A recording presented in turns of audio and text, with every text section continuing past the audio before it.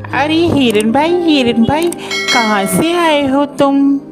अरे मित्र, मैं बगल के जंगल से आया हूँ। अच्छा, फिर तो तुम हमारे जंगल में नए हो। आपका इस जंगल में स्वागत है। धन्यवाद कौवे भैया, धन्यवाद।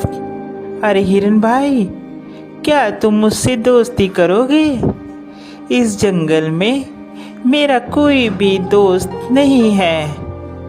क्यों नहीं कौवे भैया, मैं आपसे ज़रूर दोस्ती करूँगा। कौवे और हिरन की दोस्ती हो जाती है। वह जहाँ भी जाते एक साथ जाते और जहाँ भी घूमते साथ साथ घूमते।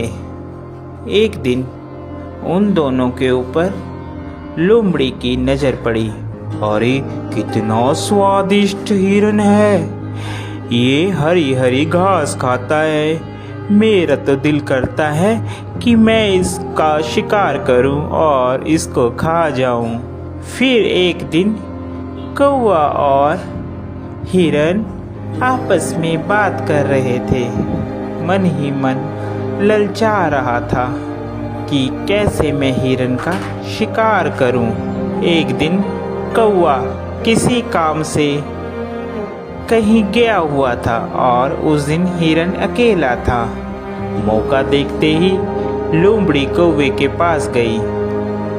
अरे नमस्कार हिरन भाई, कैसे हैं आप? मैं तो ठीक हूँ, तुम बताओ तुम कैसी हो? मैं अच्छी हूँ। मैं आपके जंगल में ही एक गुफा के पास रहती हूँ। क्या आप मेरे साथ दोस्ती करेंगे?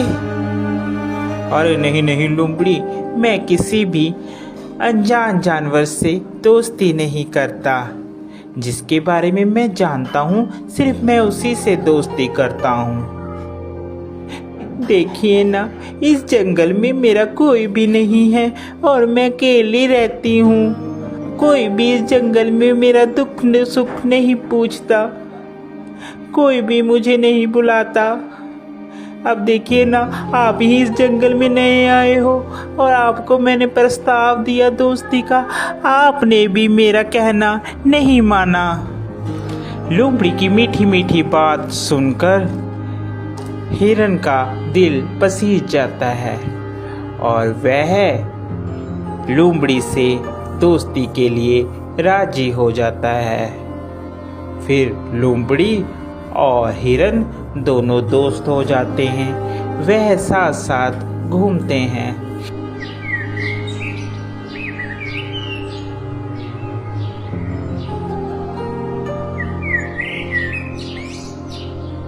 अभी हिरन मित्र, एक बात बोलूं, मुझे जंगल में एक जगह मालूम है जहाँ पर बहुत सारा तुम्हारे लिए खाना है। वहाँ पर तुम जी भरकर और पेट भरकर खाना खाना। वहाँ पर कोई भी रोक टोक नहीं है। लोमड़ी की बात सुनकर हिरन बहुत खुश हुआ और कहने लगा, ठीक है भाई, हम लोग चलते हैं खाने के लिए।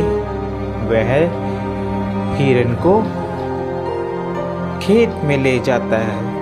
अरे वाह, इतना सारा खाना! धन्यवाद भाई, तुम एक अच्छे मित्र हो जिसने मुझे इतना अच्छा खाना मुहैया करवाया। आज के बाद तुम मेरे सच्चे मित्र हो। वह खाना खाकर वापिस आते हैं। पीछे जिस किसान का वह खेत होता है, वह किसान वहाँ पर आ जाता है। अरे किस जानवर ने खाया, उसकी खैर नहीं।